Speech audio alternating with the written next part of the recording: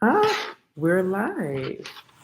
Hi, everyone. My name's Crystal Turner. I am coming on every Saturday morning with My Mental Garden sessions. My Mental Garden sessions, where we are planting seeds of empowerment, self esteem, and motivation. Motivation, inspiration, empowerment. My Mental Garden. That's the seeds that I want to plant with My Mental Garden. My name is Crystal Turner. I am the owner of Mentally Magnificent, and I am here. I've come on about 2 weeks ago because I want to come on really every Saturday morning to just chat, just talk about our mindset, talk about our emotions, the things that can be what helps us to live abundantly and more beautifully, but also oftentimes these same things, depending on how we're using them, can cause us to be held back and not get to that point of living in our joy and in our happiness and in just the wonderment of life. And so that's what my mental garden sessions are about. They are about exploring our mind, exploring our emotions, and transmuting those if we're in a place where they have us stuck. So I am going to be launching a Sacred Circle 6 week program starting in July 22nd, I believe is the date. And so I'm going to be coming on talking with you all, chatting with you, giving you more insight to who it is that I am and really what that program is going to be about.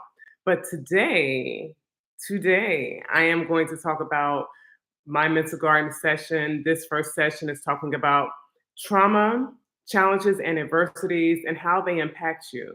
And I use all these three terms because often we don't hear trauma and think that that applies to us because we think trauma is has to be these like very enormous experiences, very devastating experiences that cause us to be impacted, and that's just not the case. So I'm gonna give a few moments as you come into here at any point.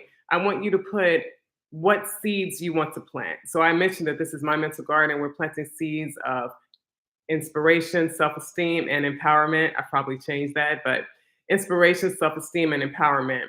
Those are the seeds that I am planting. Those are the seeds that I've been planting within myself for the past 10 years in terms of work that I've been doing in overcoming my own challenges. But I want to know for you, what seed would you want to plant today through this session that we're having? What seeds are you looking to plant into yourself?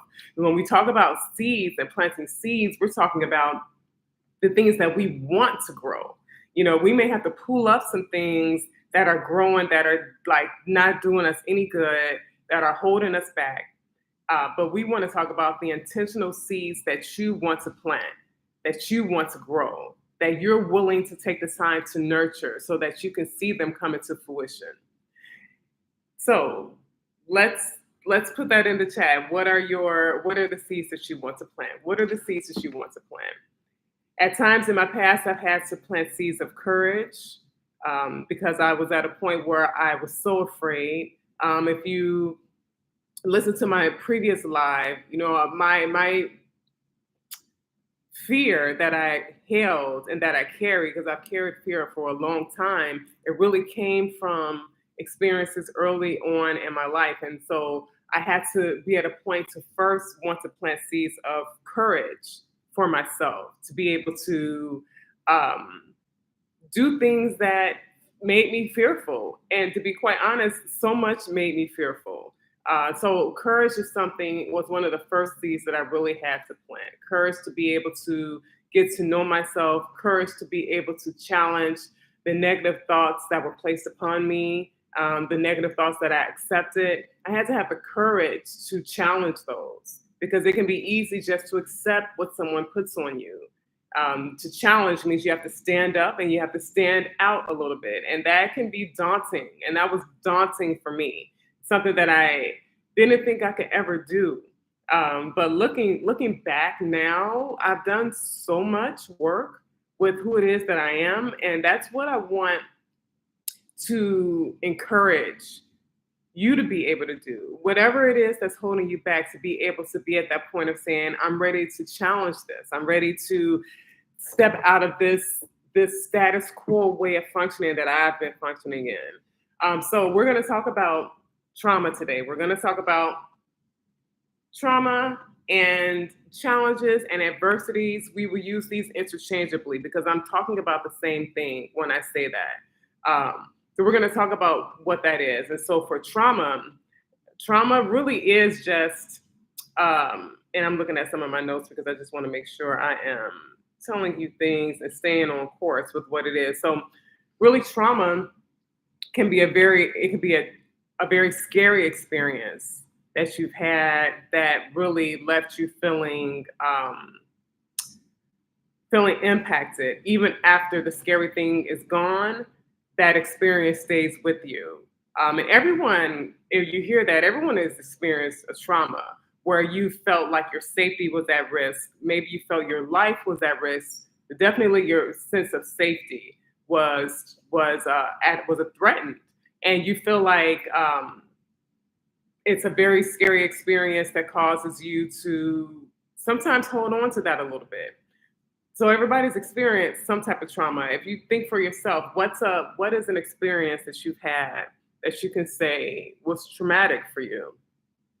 For myself, I grew up in a home with domestic abuse. I've mentioned that in my previous life. So I grew up in a home with domestic abuse, and not only did I grow up in a home with domestic abuse, I was a little girl when I experienced that. So the idea of being safe when you hear violence in your home is hard. You're not going to feel safe, and so I didn't feel safe, and so there was trauma to hearing the fighting of my parents or hearing this violence that was going on. But every time that we experience trauma, it doesn't stay with us. The idea of experiencing trauma means you've experienced a scary experience that made you feel unsafe. But when we're talking about being traumatized, well, that means that this thing impacted you so much that it still stays with you. Even after that experience is gone, you're still experiencing some type of impact from that trauma that causes you to change how you move or the ways that you try to protect yourself because of the fear that that trauma will happen again or that that trauma is still there with you. So when we talk about trauma, that's what we're talking about. And when someone has experienced trauma where they've been traumatized, meaning they're still carrying this with them, they're still functioning from a place that they're afraid and that they think that there's some risk or some threats that could come to them. And so you may shift how you move because you're in your mind, you're thinking about that experience and wanting to protect yourself. So that's where we get into being traumatized because it impacts our functioning in life and how we function. And then this is also where we end up developing trauma responses. And a trauma response is a way of protecting yourself or a way of functioning to protect yourself from a perceived threat that really isn't there anymore. When we're talking about threats that aren't there anymore, but we've adapted this way of coping when we did have the trauma that we experienced. And it impacted us so much, it stays with us, it's in our mind, it's in our emotions. You know, you may have a way of viewing the world through the eyes of trauma, and through the lenses of trauma, even though there is no trauma around you that's truly a threat at that moment. And so when that happens, we develop ways that we respond to experiences that we think are threatening. And these are the trauma responses. One of the ways that I love to talk about trauma responses is to think of something that will really make you feel threatened.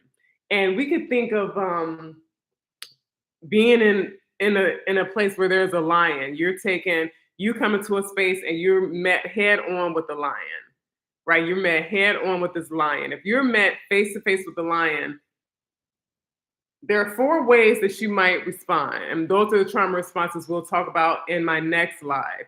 But understanding that these trauma responses are there because you are trying to protect yourself. And when you are faced with that threat, with that lion in your life, you're going to one of these ways of functioning.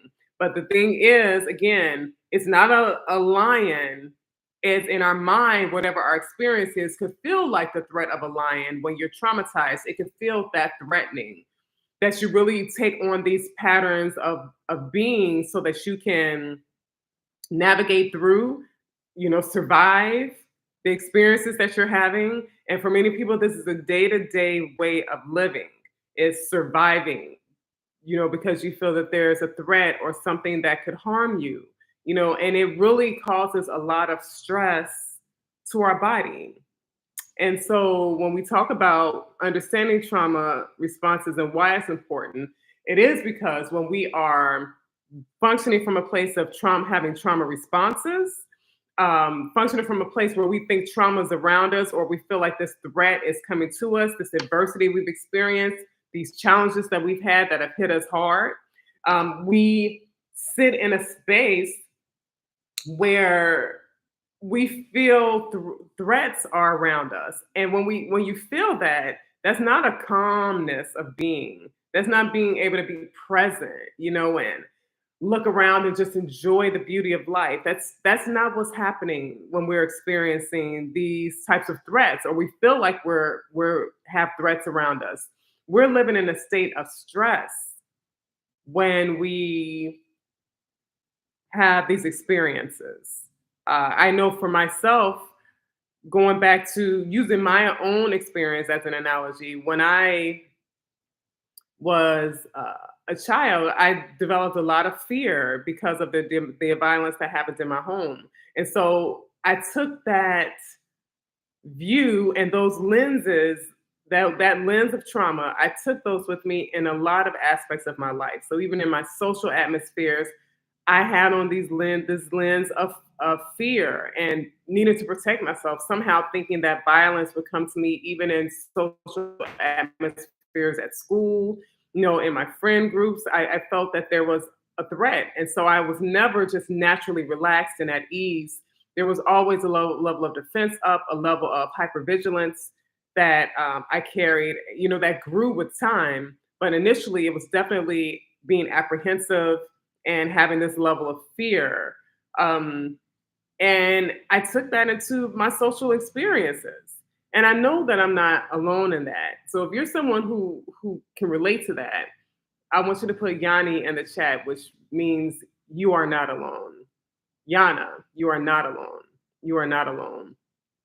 I definitely started looking at situations from a place that I needed to protect myself. And when you're dealing with that level of, or that state of being, and you're going out into your world and in your life every day with that state of being, it's a constant stress that you end up putting on your body. It's a constant stress. If you don't know, I've mentioned before, but one of the motivations for me starting Mentally Magnificent is that I work in psychiatry. I work as a psychiatric nurse practitioner in communities of color. And there are a lot of people who have dealt with trauma and they carried stress chronically. For a long time, they've carried stress. They're stressed about a lot of things. And what that can end up doing is impacting our body. There are people who deal with fibromyalgia. There are people who deal with irritable bowel syndrome. And there is a lot of research that shows how these experiences can come from the stress, the chronic stress that our body undergoes. It weakens our immune system, and weakens our gut health. It weakens our immune system in all ways. And when our immune system is weak, that's when these conditions are more likely to become part of our experience. So the reason why addressing these trauma responses is important is because I know the feeling of being stressed all the time with fear. Your stress could be with anger. Your stress could be with um, um, self-incrimination or guilt, shame. These emotions that do nothing for us. They do nothing for you but give you stress. And if you're dealing with stress chronically, it starts to break down our physical body too. It's already bad enough. It's impacting how we feel on an emotional level, on a spiritual level, how we feel in our thoughts, what we think about, what captures our thoughts all the time. but then also what we start to experience in our physical body. All of it is so important. Um, but sometimes what we experience in our physical body is what causes us to seek and get help. And we don't want to be at a point where we're encountering these types of conditions that can bring up just so much distress, so much discomfort. But this is what can happen when we don't address the trauma and try and not try, but correct it. Go on that journey and start that path of, releasing, healing, and letting go. It's a process, but it's one that people do every day. It's one that I've done myself.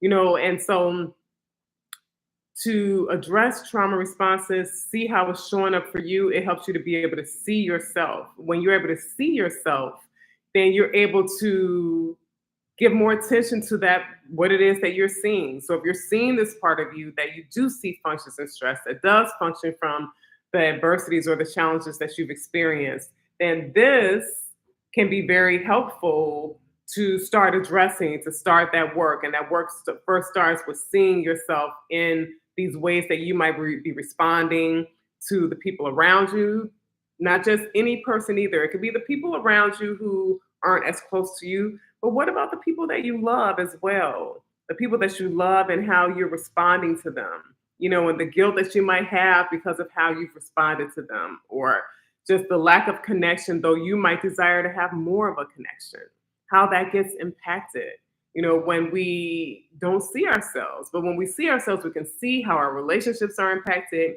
You can see how your way of moving in this world, this beautiful world, is impacted.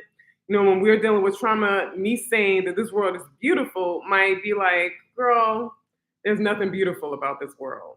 But there's so much beauty in the world. There's so much beauty in the world. But if we see the world from a place of our pain, we're never going to want to get out in the world and contribute ourselves to it or to experience the beautiful things that are in it. We will quickly attach to all of the bad things that we see happening. We also have to remember there's balance. There are things that are happening that we wouldn't want, but there's also so much happening that we could look at and be appreciative of. And when we can focus on that, it can help us to get out in the world in a different way than what it may have been for however many years that you've been functioning through adversity. So the world is beautiful, and that is something that you can begin to see with the world when you started to do this courageous thing that we do call healing. And also how you're seeing yourself when we're dealing with and addressing these trauma responses, it can help us to see ourselves in a different way, because many of us have been walking from a place of low self-esteem, low concept of self, comparison to other people because we always feel like someone is better, feeling that you're not good enough, feeling that you have to work 20 times harder than the next person just to show yourself approved, just to be accepted, just to be able to get some grace. And it's a no for me. It's a hard no, because the fact is, if we're here, we're meant to be here and we're meant to shine in some capacity. And if you don't understand the fact that the world is abundant, the universe is constantly expanding because of abundance, then there's room for every living soul to shine. There's room for every living soul to shine. There's no idea of lack when we begin to see ourselves in a valuable way. We don't need to compare ourselves to the next person. We don't need to consider if there's room for us, because we understand that our presence is unique and it's needed, and this world is abundant, and so there's also room for you. And the universe and God makes no mistakes. So if you're here, you're meant to be here. The mistake has come from the people who have come along and caused some type of harm, and it's shifted how we think about who it is that we are. It's taken me many years to get to the point of loving who I am, and that's a constant work in progress, but it gets easier and it gets more evident to me the more that I move forward in my life, the more that I see myself is this undeniable truth that I'm valuable beyond measure, and so are you. But when we are coming from a place of pain and hurt and having been violated, having been told a story about yourself that we may have decided to believe, especially when you're young, you believe what you're told, right? It can be conditioned and trained to think a certain way, and this is all about unraveling all of that so that you can really get into this world and this life experience and live it with a capital LIVE on your terms, not on the terms of someone else, not on someone else's dictating how you should live your life. For me, as long as you're not out here hurting other people and you're living to expand who it is that you are in consciousness and who you are consciously, who you are truthfully, that's living. That's living. We don't want to live under the foot of somebody else. We don't want to live under somebody else's definition of how we should live or who it is that we are or someone else's definition of who they've given us that we may have lived in for so long. We're not doing that. We're not doing that. We are living with a capital LIVE. And we can do that when we begin to heal. And we begin to heal when we first see ourselves and how it is that we're functioning right now, seeing the ways that we are being held back, and those adversities can hold you back in your relationships. They can hold you back in getting out into this world and making a difference or just in experiencing this world, just experiencing the beauty of life. And also it can impact who it is that we are. If we see ourselves as not good enough and see yourself as lowly, you're not going to feel valuable enough to even connect in certain relationships because you'll feel like people don't want to connect with you. You won't want to get out into the world because you'll feel like there's no place for you. So this is really about you taking a journey of first seeing yourself for where you are right now. But as you do the work, you see yourself evolving into something totally different. And when you look back at who you were at once and see who you are today, that is motivation to keep going forward. That's motivation to want to do more. That's motivation to want to start shouting on the rooftops about your experience, your growth, your way that you are learning this game of life. And I don't mean that in a disrespectful way. I don't take life as something that's not important. I take it as very important, but we take it so seriously to the degree that it really does hold us back. We have to have a level of lightheartedness when it comes to life and learn how to utilize the principles and the universal principles in life to our advantage for our own growth, for our own elevation, for our own transformation. And just like to have alchemy in our life, to be able to just transcend all of these challenges that have probably held us back for however many years, now to be able to be the alchemist in your life and use those very things to be able to now elevate and transform into a version of yourself that you didn't even know existed, that you didn't even know was here. And so it's important because, the things that we tend to feel when we're dealing with trauma, the things that many patients come in to me with, and the experiences that I've had myself are oftentimes high levels of anxiety. Who feels anxious often? Did you know that anxiety is the number one mental health issue in America? I haven't researched that across the globe, but in America, anxiety is the number one mental health condition. It's the number one mental health condition.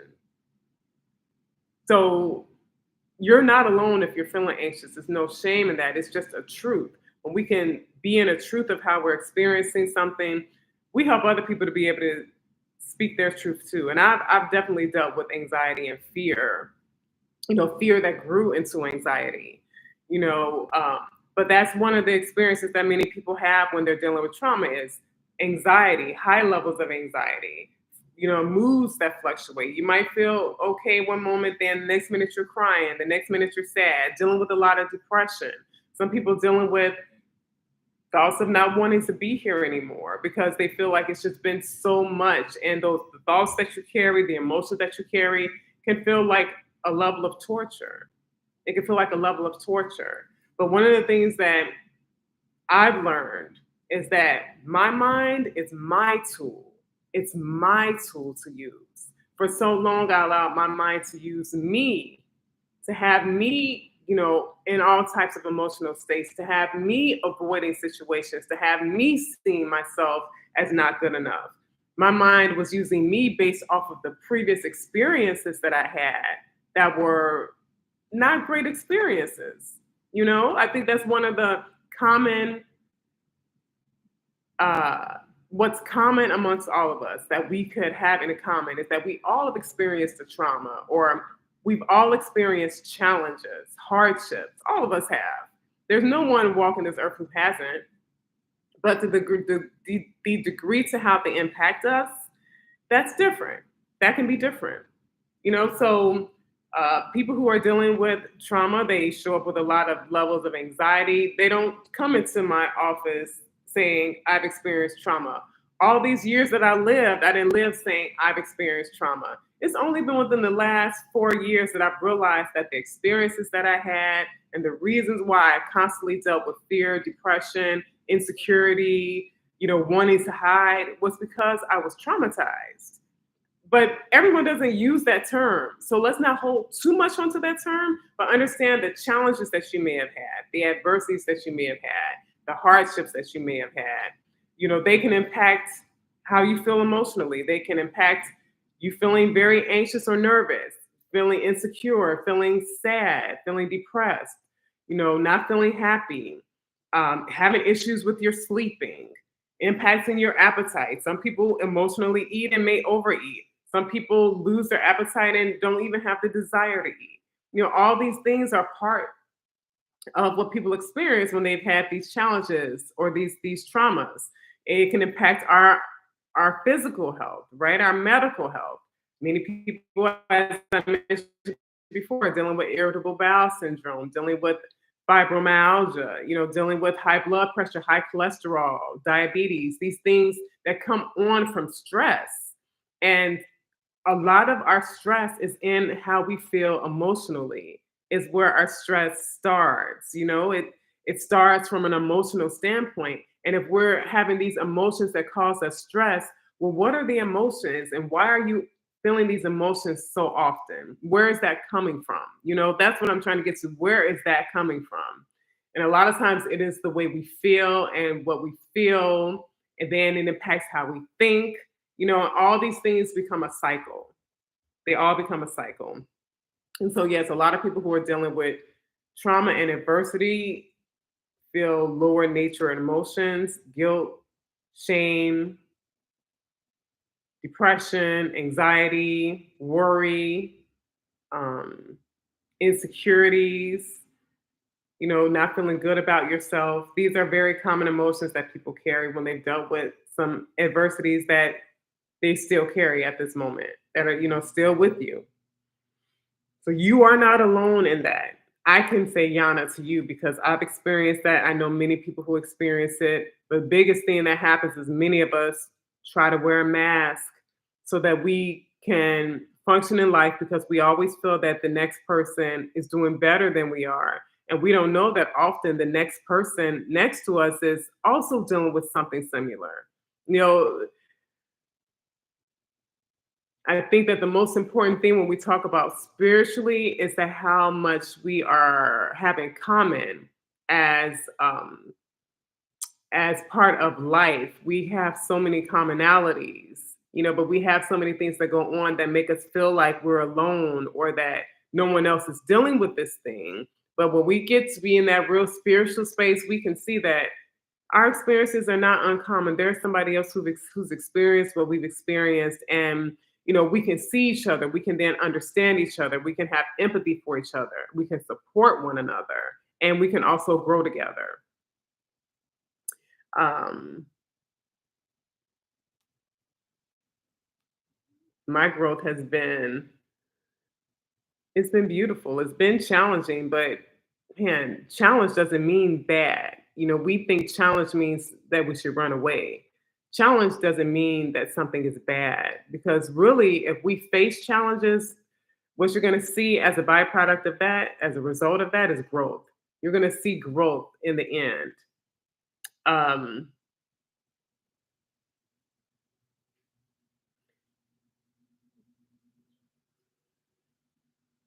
And so when we talk about trauma responses, it is our body trying to keep us safe.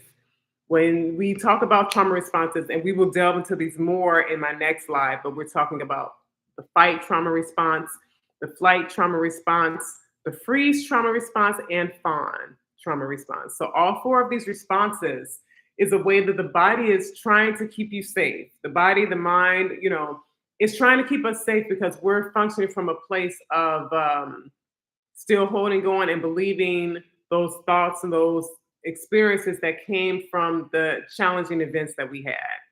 So these four responses can be a way, in our way, that the body is trying to keep us safe, because they probably were needed when you were truly going through that challenge.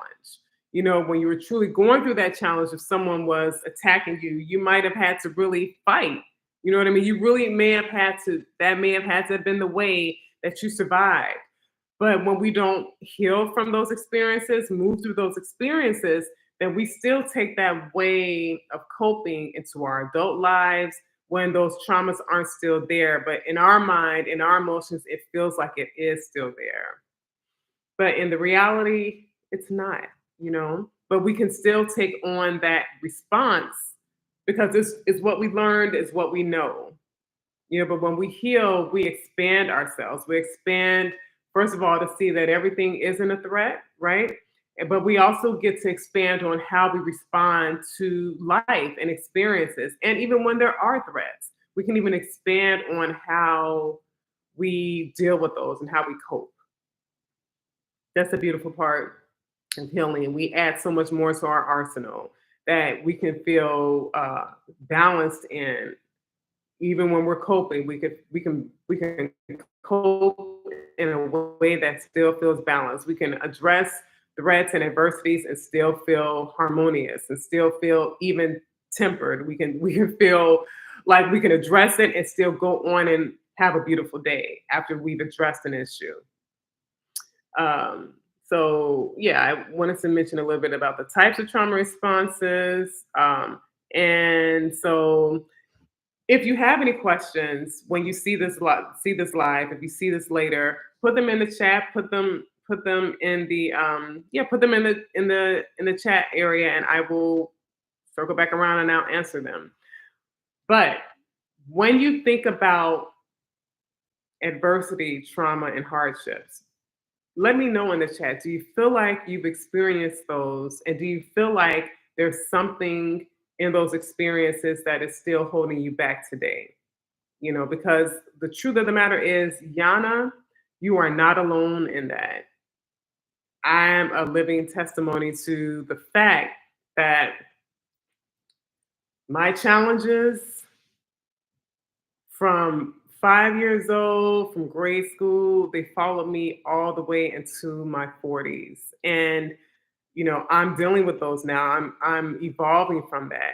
It doesn't mean that even sometimes there can be something that comes up that takes me back to that, where I have to go and look at it, look at myself, look at, the way I responded or the way I'm feeling. But I can work through it now in a way that's so empowering, that's so, like, I've got this now. Like, I've got this. It doesn't have me anymore. I've got this. And I speak to that younger version of me. I speak to this current version of me, and we move forward.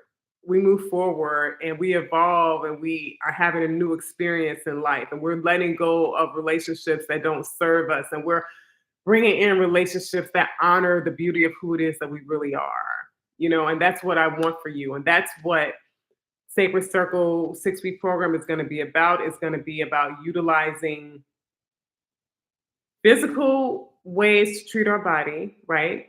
Different uh, plant medicine that we'll use on that journey, but it also was going to be taking universal principles, metaphysical principles that are constant, they don't change. And we use them and apply them in our life, in our pain, in our growth. And we see that growth. We use African centered principles because as a Black woman, I've also learned that my Africanness is a gift, it's a blessing, it's not something to feel bad about, it's not something to feel insecure about. But that's what you learn in systems that also can contribute to the trauma that you experience, the challenges of how you see yourself, the challenges of how you move in the world, because there are systems that have tried to also make you believe that you're not good enough, that you're not valuable, that you don't come from much, and it's just not the truth. And some of us hold that strongly. So there are African centered principles that I say proudly, African centered principles that really are something to be adorned and something to really embrace, embrace it and understand how to apply these principles so that you can see growth in your life. It's not just about knowing anything, it's about applying it so that you can see a growth in your life, so you can see you literally transforming in the midst of these new ways that you're applying to your life. Nothing, there's no book that you can read that's going to be more important than your own personal book. And that's going to be studying yourself. That's going to be applying new things that you haven't thought of before, that you haven't applied before, even if you did know it, to then see its impact, to see the cause and effects when you apply something new, not just know a thing, but to apply it. I'm going to say that a lot because it has been the application of things that I've come to know that's caused me to start shifting and moving and having a new experience in life. And this life isn't a perfect experience. It's not perfect, but actually maybe it is, because the challenges that you still will experience, they are part of what's needed for the growth. It's like there's a equation. There's the challenges, there's addressing them, it's applying new things that give you another outcome, that give you results, that equal something. We have to have the challenges so that we can practice. We can play this game.